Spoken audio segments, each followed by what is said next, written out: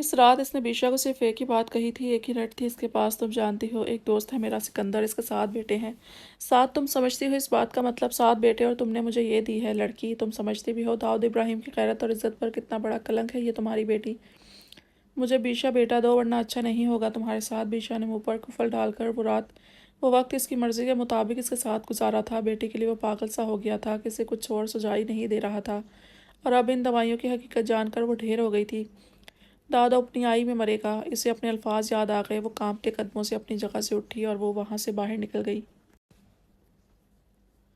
سیدھا ہاسپٹل سے باہر چلتی جا رہی تھی، تیز ہوا اس کے وجود سے آر پار ہو رہی تھی، موسم ذرا خراب ہو رہا تھا، بادلوں نے آسمان کو ڈھانپ رکھا تھا، اسے گھبراہٹ ہونے لگی، اس نے اپنے ہاتھوں کو دیکھا، ان ہاتھوں نے داؤد کی بربادی کی ہر سانس کے ساتھ دعا کی تھی۔ ایک دم وہ مڑی تھی، پیچھے شور ہنگامہ ہونے لگا، بکواس کر رہے ہو، داؤد نے وہاج کے منہ پر تھپڑ کھینچ مارا تھا۔ بیشا اسے دور کھڑی دیکھ رہی تھی، کوئی اپنی آگ میں کیسے جلتا ہے۔ آج وہ داؤد کو دیکھ کر احساس ہو رہا تھا، اس نے بیٹے کی خواہش میں خود کو ختم کر لیا، جھوٹی ہیں یہ رپورٹس، تم کہو گے میں باپ نہیں بن سکتا اور کبھی اور میں مان لوں گا، پاگل سمجھ رکھا ہے مجھے۔ وہ حلق کے بل چلا رہا تھا، جیسے خود کو بھی چیخ چیخ کر بتانا چاہتا ہو، نہیں اسے کچھ نہیں ہوا۔ اس کی طاقت، اس کا نشہ، اس کی انا، اس کا غرور کہ وہ بیٹوں کا باپ بنے گا، سب کہیں نہیں گیا، وہیں کھڑا ہے، اور وہ سب کر گزرے گا، مگر وہ سلگتا ہوا دکھائی دے رہا تھا، جیسے سگریٹ کے دھوئیں میں ہلکی ہلکی آگ، یہ ناممکن ہے۔ وہ پھر سے چلایا اور زمین پر بیٹھ گیا۔ اس سے آج کئی لوگوں نے دیکھا تھا داؤد ابراہیم، جو گرد بھی خود کو نہ لگنے دے، جسے یہ لگتا تھا کہ وہ سب کر جانے کا حق رکھتا ہے، لوگوں کو اپنے جوتے کی نوک پر رکھنے والا داؤد ابراہیم آج لوگوں کی جوتوں کے گرد پر بیٹھا تھا، جیسے خالی ہو، جیسے اس کے پاس کچھ نہ ہو۔ بیشا بہت دور سے اسے دیکھ رہی تھی۔ سر، یہ رپورٹس بالکل درست ہیں، آپ پچھلے 1 مہینے سے وہ دوائیاں استعمال کر رہے ہیں جو…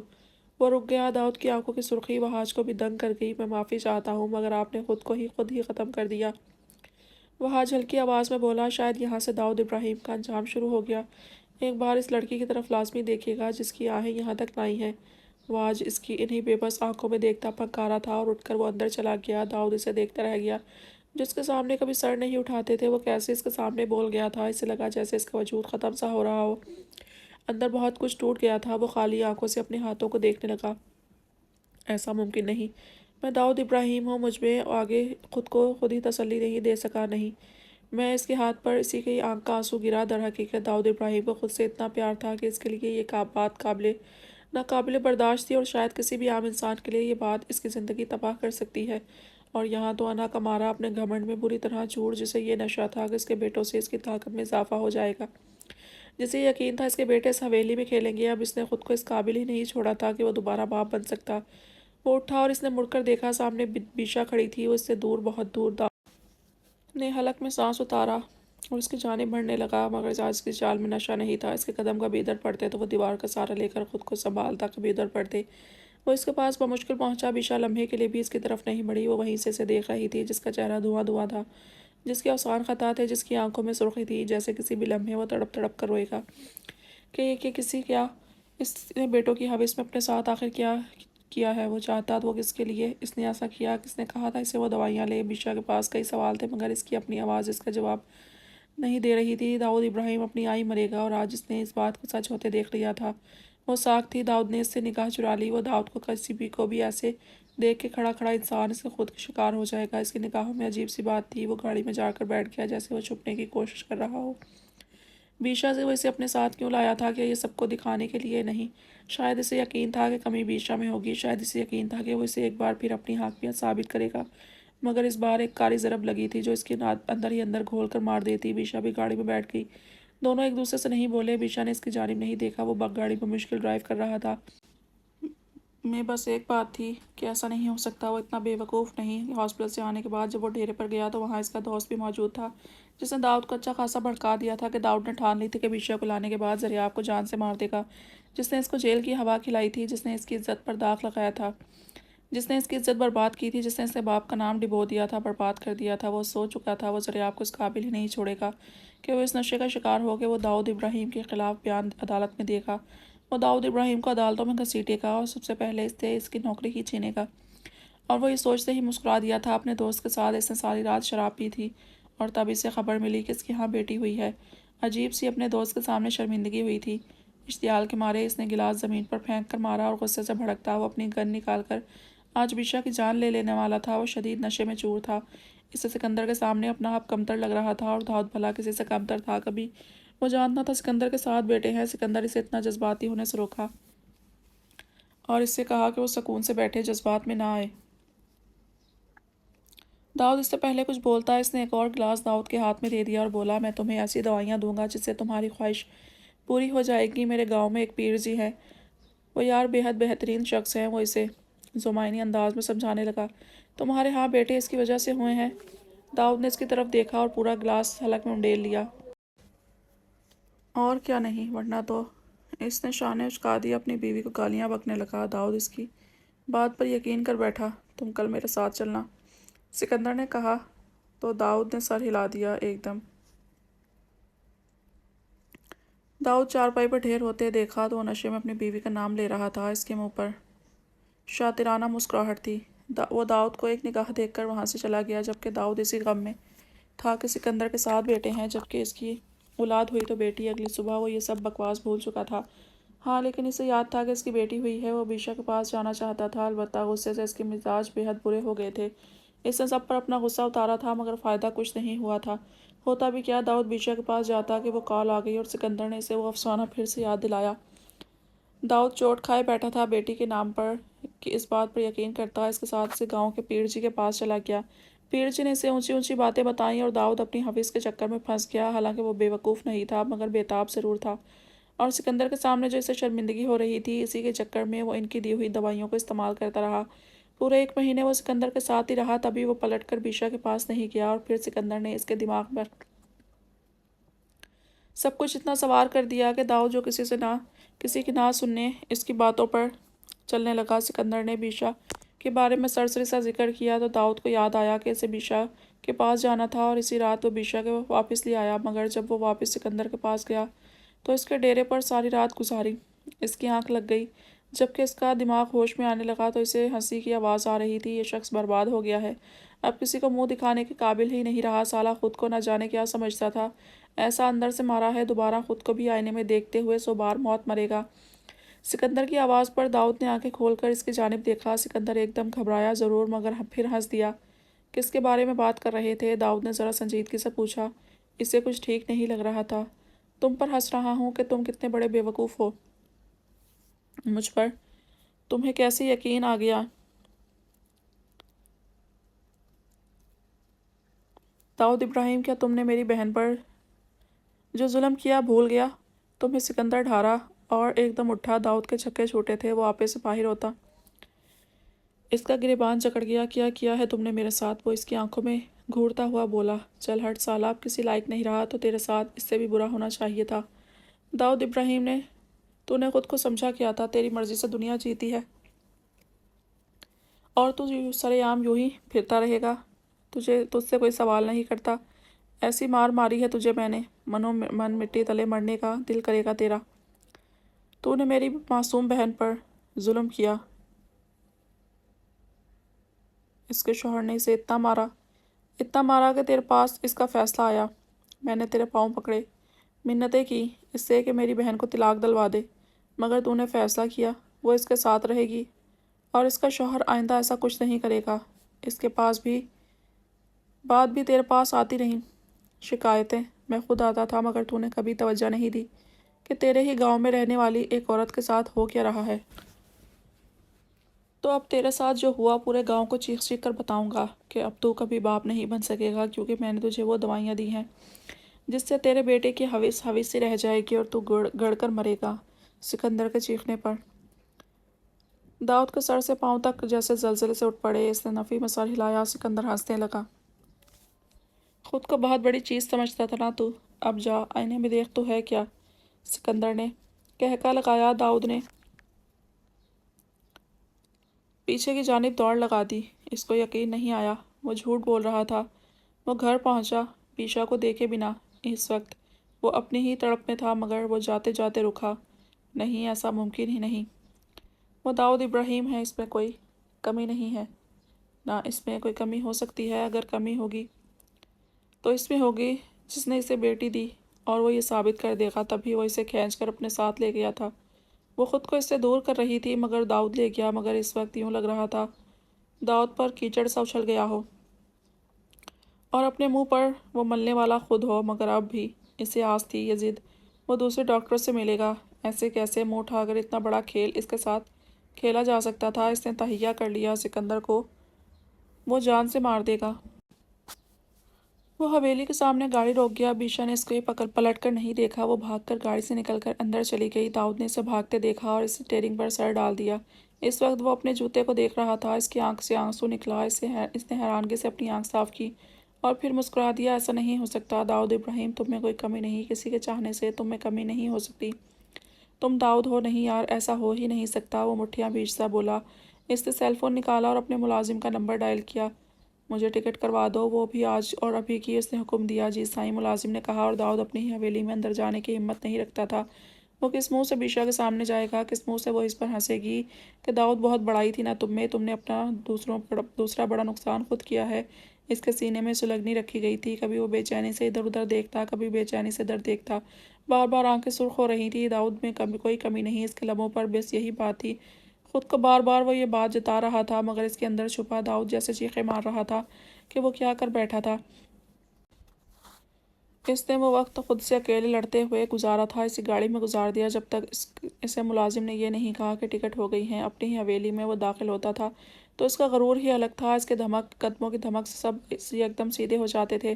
اسی حویلی میں آج جانے کی اور بیشا کا سامنے کرنے کی ہمت نہیں تھی۔ وہ اپنی اوریجنل رپورٹس کے ساتھ لوٹے گا اور پھر اسے جتائے گا کہ وہ آج جھوٹا ہے، اس میں کوئی کمی نہیں، اس کا کوئی نقصان نہیں ہوا، اس نے اپنے ساتھ کچھ نہیں کیا۔ ملازم کی کال پر اس نے گاڑی گھما لی اور وہاں سے چلا گیا۔ بیشا بھاگ کر کمرے میں بند ہو گئی تھی۔ اس نے دیکھا اس کی بیٹی نہیں تھی وہاں۔ وہ باہر نکلی اور زنان خانے کی جانب آئی تو حیات زرینہ خاتون کی گود میں تھی۔ اس نے جلدی سے اپنی بیٹی کو اپنے بازو میں بھر لیا اور وہ زرینہ خاتون کو دیکھنے لگی۔ وہ رو رہی تھی۔ بیٹے، تبھی میں نے تمہیں نہ پا کر اس کو اپنے پاس بلا لیا، وہ مدھم سا مسکرا کر بولی تو بیشا ان کے پاس سے پلٹ گئی۔ اسے زرینہ خاتون سے کوئی مسئلہ نہیں تھا، مگر اس وقت وہ جو دیکھ اور سن آئی تھی اس کے پورے وجود پر عجیب سی کپکپی سی طاری تھی اور وہ اپنی کیفیت لفظوں میں بیان نہیں کر سکتی تھی۔ اس نے حیات کو تا دیر خود میں سمائے رکھا اور وہ کھل کر رو دی۔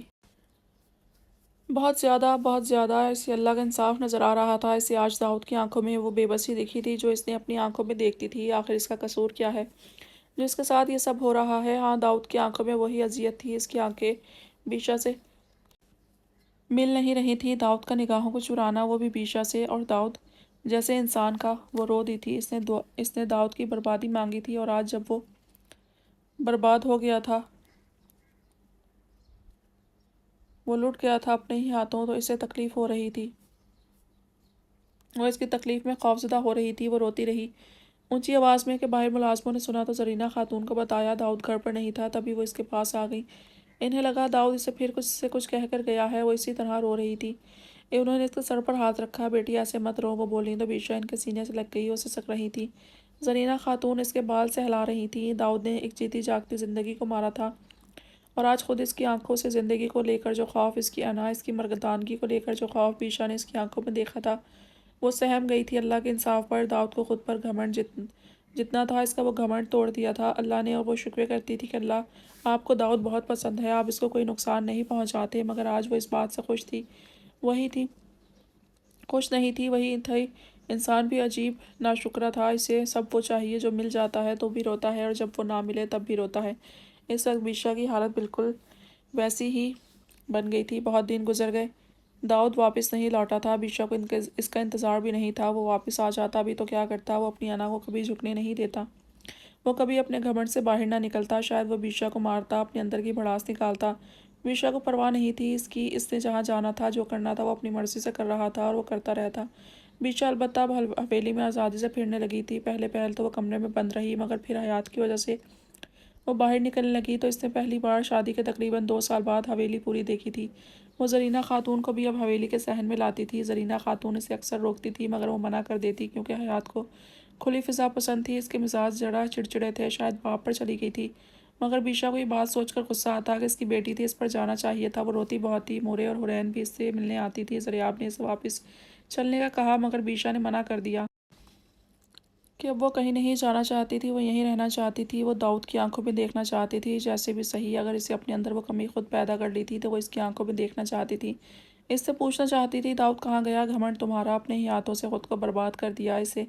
زریاب نے غصے محبت ہر طرح سے سمجھا لیا مگر اس نے نہ ہی داؤد کے خلاف بیان دیا اور نہ ہی حویلی کو چھوڑنے کا سوچا، نہ جانے کیوں۔ اب بس وہ مطمئن سی ہو گئی تھی، دل میں بے چینی، وہ تڑپ سپر جیسے ٹھنڈے ہوئے رکھے گئے تھے، ہر زخم پر رکھے گئے تھے۔ وہ خود میں دلی سکون میں حصہ محسوس کرتی تھی۔ اس وقت بھی وہ صحن میں بیٹھی تھی، زرینہ خاتون بھی تھی۔ زارا اب بھی اس سے بے حد جلتی کھڑتی تھی مگر بیشا اسے ایک ملازمہ کی حیثیت دیتی تھی تو اس کے تن بدن میں آگ سے جل جاتی، اور بیشا یہ سب جان بوجھ کر کرتی تھی، اسے پہلے غرض نہیں تھی مگر وہ ایک عجیب انسان تھی۔ اس کے ساتھ اتنا سب کچھ ہوا پھر بھی داؤد میں دلچسپی تھی اسے۔ موسیٰ سے اس کا آج تک بہت کم واسطہ پڑا تھا۔ زرینہ خاتون سے باتیں کرتے کرتے سامنے سے آتے موسیٰ پر نظر گئی۔ زرینہ خاتون ایک دم ذرا گھبرائی اپنے ہی بیٹے سے۔ بیشا کو یہ بات پسند نہیں آئی۔ کیا کر رہی ہیں آپ دونوں یہاں؟ کیوں بیٹھی ہیں؟ لالا نے دیکھ لیا تو بدن سے چمڑی تمیز سے بات کرو، ایک طرف تمہاری ماں ہے تو دوسری طرف بھابھی۔ بیشا ایک دم غصے سے بولی تو موسیٰ نے حیرانگی سے اسے دیکھا۔ ہم اندر چلے جاتے ہیں بیٹا، اندر چلو۔ کیوں مورے، ہم یہاں بالکل ٹھیک ہیں، ہم اپنے گھر میں ہیں، بازار میں نہیں، اور آپ چھوٹے ہیں، اپنی تمیز کو آئندہ مت بھولیے گا۔ وہ ایسی آنکھیں نکال کر دیکھتی موسیٰ کو جبکہ ارد گرد کے ملازمین جو کام کاج کرتے پھر رہے تھے دیکھ رہے تھے، اور زرینہ خاتون کو حیران کر گئی۔ اس نے موسیٰ کو کیسے جھاڑ دیا تھا؟ سبھی دل ہی دل میں خوش ہوئے۔ زرینہ خاتون نے اس کی جانب دیکھا اور بیشا نے چائے کا کپ منہ سے لگا کر حیات کو دیکھا۔ موسیٰ کی نگاہ بھی حیات پر گئی تھی اور عجیب سی چمک اس کی آنکھوں میں آ گئی جسے نہ ہی زرینہ خاتون دیکھ سکی اور نہ ہی بیشا۔ وہ وہاں سے چلا گیا جبکہ زرینہ خاتون نے لبوں میں مسکراہٹ دبا لی۔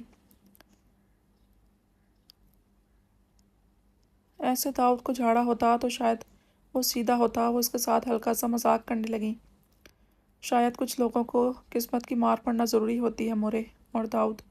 وہ چپ ہو گئی، ہلکا سا مسکرائی اور حیات کی طرف دیکھنے لگی جو اس کی طرف دیکھ رہی تھی۔ اب تو حیات کی صحت اچھی ہو رہی ہے، زرینہ خاتون نے کہا تو بیشا ایک دم جوش میں آ گئی۔ وہ انہیں اور بھی باتیں اس کے متعلق بتانے لگیں۔ اس کے چہرے کی خوشی کو دیکھ کر وہ دل ہی دل میں خوش ہو رہی تھی کہ اس نے اگر خود کو تبدیل کیا تھا تو بہت اچھی لگ رہی تھی۔ وہ اس تبدیلی کے ساتھ ہنستی مسکراتی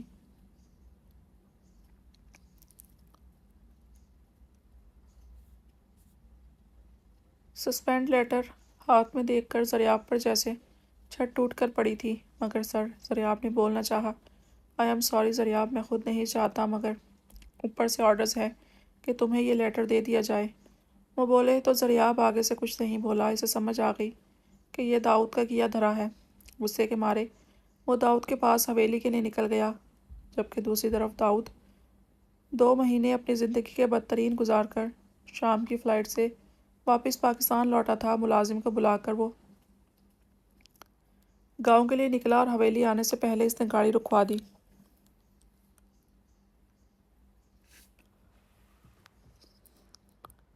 اسے اتنی جلدی حویلی نہیں جانا تھا۔ ملازم نے اسے حیرت سے دیکھا۔ وہ کبھی پیدل نہیں چلتا تھا۔ سائیں طبیعت ٹھیک ہے؟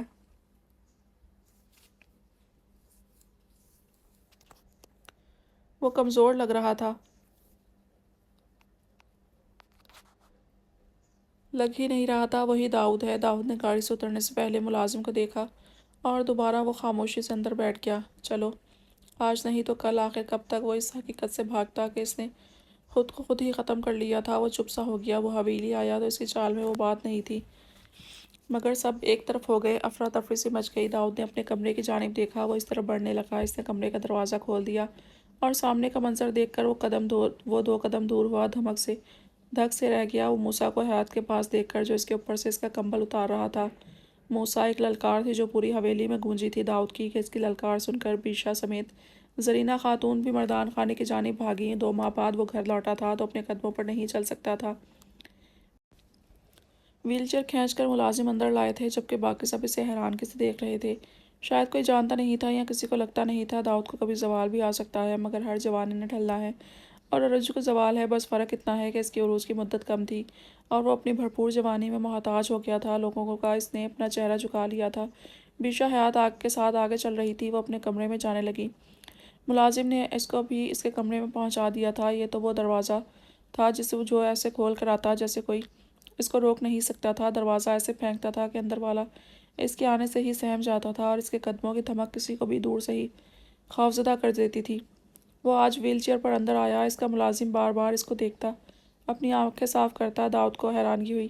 وہ خوش کیوں نہیں تھا کہ داؤد کے ساتھ یہ سب ہوا، کیونکہ وہ اس کے ساتھ بے حد برا رویہ رکھتا تھا، بنا دیکھے اس کے منہ پر تھپڑ مار دیتا تھا اور اس کے ساتھ کچھ بھی کرنا اپنا حق سمجھتا تھا، جبکہ وہ اپنا غصہ اس پر نکالتا، اس کو باتیں سناتا۔ مگر آج بار بار اس کی آنکھوں کا بھیگنا دیکھ کر پہلی بار داؤد بے حد شرمندہ تھا۔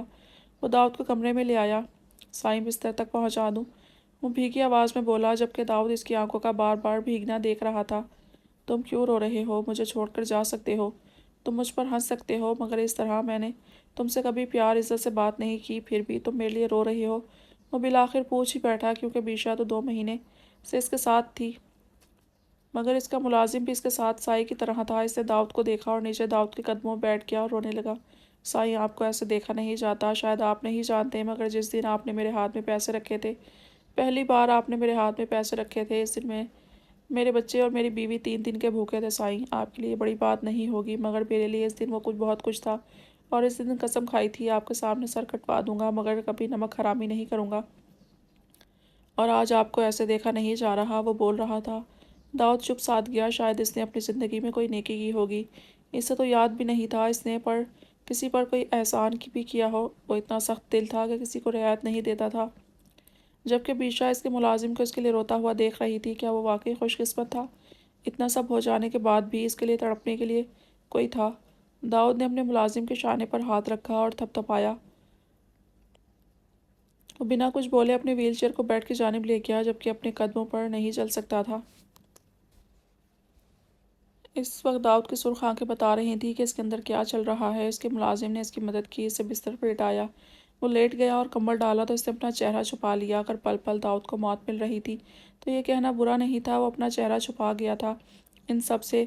اور جبکہ اس کا ملازم باہر نکل گیا تھا، بیشا اس کو دیکھ رہی تھی۔ وہ بستر پر لیٹا ہوا تھا۔ پہلی بار وہ دن کے وقت اس وقت بستر پر دکھائی دے رہا تھا، وہ بھی اتنا شکست خوردہ۔ سچ کہا جاتا تو وہ عجیب کیفیت کا شکار تھی، نہ خوش تھی نہ کوئی احساس تھا۔ اس نے حیات کی طرف دیکھا، شاید اسے بھوک لگی تھی۔ وہ اس سے باہر لے گئی۔ دروازہ بند ہوا تو داؤد نے اپنا سرخ چہرہ نکال کر بند دروازے کی جانب دیکھا۔ اس نے اٹھنے کی کوشش کی، ایسا لگ رہا تھا اس کا دم گھٹ رہا ہے، اس سے کچھ بھی برداشت نہیں ہو رہا تھا، جبکہ وہ ایک بھرپور مرد تھا، مضبوط تھا، مگر آنکھوں سے آنسو بہتے جا رہے تھے۔ اپنی اب تک کی 5 زندگی میں پچھلے 4-5 ماہ سے وہ جس طرح رو رہا تھا، ایسے تو کبھی نہیں رویا تھا۔ داؤد نے اٹھنا چاہا مگر وہ اٹھ نہیں پایا۔ اس نے باہر آسمان کی جانب دیکھا اور پہلی بار اس نے اللہ کو پکارا تھا۔ بیشا حیات کو گود میں جھلا رہی تھی، کچن میں کھڑی تھی، کیونکہ وہ رو رہی تھی۔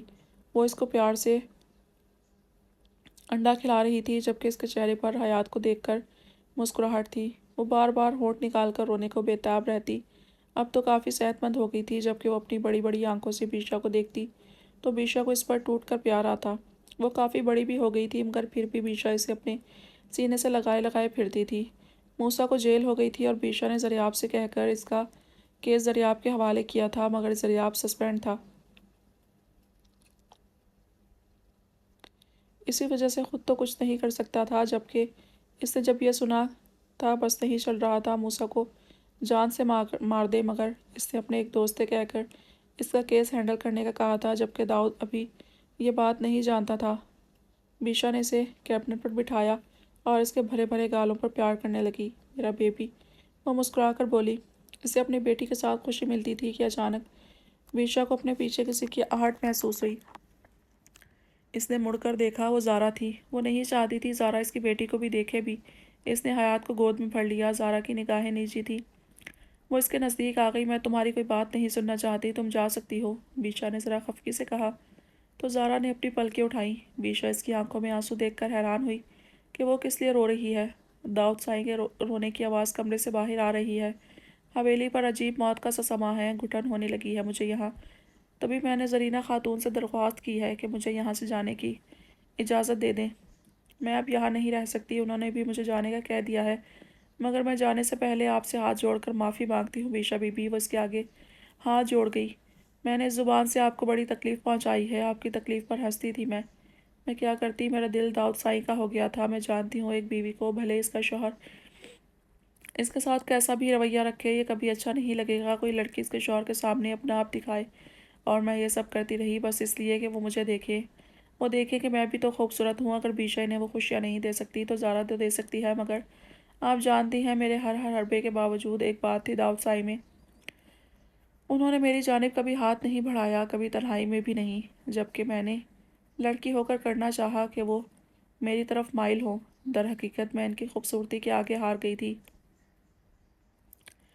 مگر میں ناجائز خود ہی بھول گئی، حالانکہ میرے ساتھ ظلم ہوا تھا اور وہ بری طرح رو دی۔ بیشا اسے دیکھتی ہی رہ گئی۔ مجھے سکون نہیں ہے کہیں بھی، میں نے بہت کچھ کر لیا، میں نے دماغ لاکھ ہٹا لیا، مگر مجھے سکون نہیں مل رہا۔ مجھے آپ سے معافی مانگنی تھی، میں اپنی اوقات بھول گئی تھی، حالانکہ ہمارے درمیان مالک اور نوکر والا رشتہ تھا، مگر کبھی آپ نے مجھے برا بھلا نہیں کہا، اور میں آپ جیسی ہی لڑکی ہو کر آپ کی تکلیف کو سمجھ نہیں سکی۔ مجھے معاف کر دیں بیشا بی بی۔ وہ روتے روتے اس کے قدموں میں بیٹھ گئی۔ حیات زارا کو دیکھ رہی تھی۔ بیشا نے اسے اپنے قدموں میں سے اٹھایا۔ میری تم سے کوئی دشمنی نہیں ہے، اگر تمہارے دل کو اس بات سے تسلی ملتی ہے کہ میں تمہیں معاف کر دوں تو میں نے تمہیں معاف کر دیا، حالانکہ میں اس قابل نہیں کہ میں کسی کو معاف کروں، وہ بولی تو زارا نے اسے مشکور نظروں سے دیکھا۔ بہت شکریہ، بہت شکریہ، وہ بولی اور اس کا ہاتھ تھام گئی۔ آپ نے مجھ پر بڑا احسان کر دیا ہے، میں آپ کی زندگی بھر مشکور رہوں گی، ہو سکا تو آپ کو کبھی اپنی شکل بھی نہیں دکھاؤں گی کہ آپ کو میری شکل دیکھ کر کچھ یاد آئے، وہ بولی تو بیشا نے کچھ نہیں کہا۔ زارا پیچھے پلٹ گئی، بیشا اسے جاتا ہوا دیکھ رہی تھی، مگر کچن کے دروازے پر وہ رک گئی۔ اس نے پلٹ کر دیکھا۔ ایک بات کہوں بیشا بی بی، باقی تو آپ کی مرضی ہے، میں کون ہوتی ہوں آپ کے معاملے میں دخل اندازی کرنے والی، مگر آپ اجازت دیں تو وہ اس سے اجازت طلب کرنے لگی۔ بولو، بیشا نے کہا اور حیات کو گود میں اٹھا کر اس کی جانب دیکھنے لگی۔ کبھی داؤد سائی معافی مانگے تو معاف کر دیجیے گا، وہ بھیگے لہجے میں بولی۔ ایک اور چاہنے والا، اس نے بنا کچھ کہے بس سوچا تھا، اور زارا باہر نکل گئی۔ داؤد کی قسمت کیسی تھی کہ اس سے محبت کرنے والوں کی تعداد کم نہیں تھی، مگر ایک بات طے تھی، بیشا اس سے کبھی محبت نہیں کرتی۔ وہ زنان خانے میں ہی بیٹھ گئی، بنا کسی خوف و ڈر کے کہ ابھی داؤد آئے گا اور وہ اسے یہاں سے کھینچ کر لے جائے گا۔ نہ اسے یہ ڈر تھا کہ موسیٰ کی وجہ سے نظریں اسے دیکھیں گی۔ اس نے حیات کو تخت پر چھوڑ دیا تھا، وہ ادھر ادھر کرالنگ کرنے کی کوشش کرنے لگی۔ بیشا اسے دیکھ کر مسکرا رہی تھی، اتنی پرسکون فضا میں تو کبھی سانس نہیں لیا تھا اس نے۔ تبھی زرینہ خاتون آ گئی۔ بیشا کو دیکھا، ان کا چہرہ آنسوؤں سے تر تھا، جبکہ سفید دوپٹے کے حالے میں وہ بے چین لگ رہی تھی۔ بیشا گھبرا کر اٹھی۔ آپ ٹھیک ہیں؟ طبیعت ٹھیک ہے؟ اس نے کہا تو زرینہ خاتون نے سر ہلایا۔ ہاں میں ٹھیک ہوں، داؤد کہاں ہے؟ وہ پوچھنے لگی۔ کمرے میں۔ بیشا دوبارہ بیٹھ گئی۔ زرینہ خاتون نے سر ہلا دیا اور مردان خانے کی طرف قدم اٹھائے۔ بیشا انہیں حیرانگی سے دیکھنے لگی۔ کہاں جا رہی ہیں؟ وہ پوچھ بیٹھی۔ داؤد کے پاس، وہ بولی۔ لیکن کیوں؟ بیشا کے منہ سے بے ساختہ نکلا۔ جو تم کر رہی ہو وہ بالکل درست ہے بیشا، مگر ماں کے جذبات تم حیات کے لیے کیا رکھتی ہو؟ اس وقت میرے دل میں بھی اپنے بیٹے کے لیے وہی جذبات ہیں۔ انہوں نے کبھی آپ کی عزت نہیں کی، آپ کو اپنی ماں نہیں سمجھا، وہ بولی تو انداز چڑچڑا سا تھا۔ کیا یہ تیسرا شخص تھا جو داؤد کی محبت میں اس کے پاس جا رہا تھا؟ اور ایسا ہی لگ رہا تھا، اسے تو ایک دن بھی کسی نے تنہا نہیں چھوڑا، جبکہ وہ بھول گئی تھی، وہ بھی صفاق ہو رہی تھی۔ جانتی ہوں، زرینہ خاتون نے سر ہلایا، تم یہاں آرام کرو، میں اس کے پاس سے آتی ہوں، وہ بولی اور چلی گئی۔ بیشا کا دل کیا انہیں روک لے، نہ جانے دے، مگر وہ چپ سی ہو گئی۔ اسے غصہ آنے لگا۔ اس نے حیات کو گود میں لیا اور غصے سے اندر لان میں سب کے سامنے نکل آئی۔ سب نے اسے بس ایک پل کو دیکھا اور لان خالی کر دیا۔ اسے کوئی غرض نہیں تھی، مگر موڈ خراب ہو گیا تھا، جو کہ اس کے چہرے پر واضح تھا۔ زرینہ خاتون نے دروازہ بجایا اور اجازت چاہی۔ اندر سے کوئی آواز نہ آئی تو انہوں نے دروازہ تھوڑا سا کھولا۔ داؤد دروازے کی جانب ہی دیکھ رہا تھا۔ اس نے زرینہ خاتون کو اندر آتے دیکھا۔ ایک اور شخص جس کے آگے وہ شرمندہ ہوتا اور اس پر گھڑوں پانی پڑا تھا، انہیں دیکھ کر کیسا ہے میرا بیٹا؟ لڑکھڑاتے لہجے میں وہ بولتی ہوئی اندر آ گئی اور اس کے نزدیک آئیں۔ داؤد کو لگا وہ پھوٹ پھوٹ کر رو دیکھا۔ اس نے سر جھکا لیا۔ زرینہ خاتون اس کے نزدیک آ گئی۔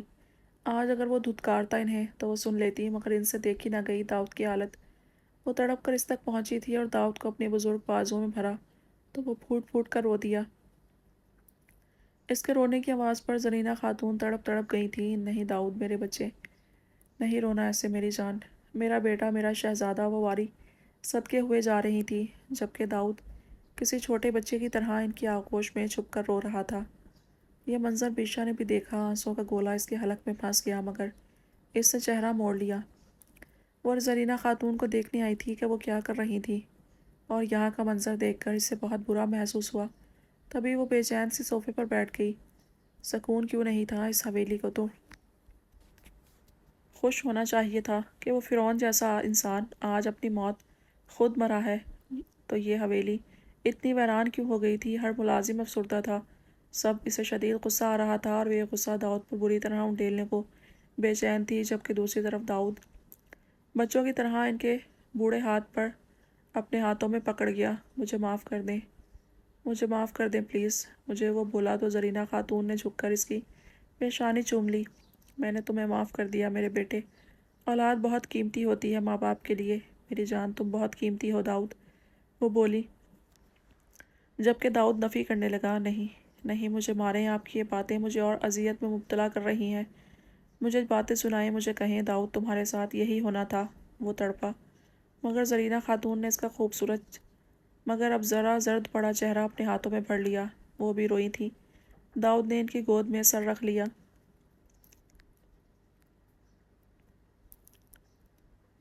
جبکہ وہ اس کے گھنے بالوں میں ہاتھ چلانے لگیں۔ داؤد، میں نے کتنا سمجھایا تھا، موسیٰ صحیح حرکتوں میں نہیں، مگر تم نے کسی کی نہیں سنی۔ داؤد، اس بچی کا صبر لگ گیا ہمیں، میرے بیٹے معافی مانگنی ہے تو اس سے مانگو، وہ بولی، اس کی آنکھیں صاف کی۔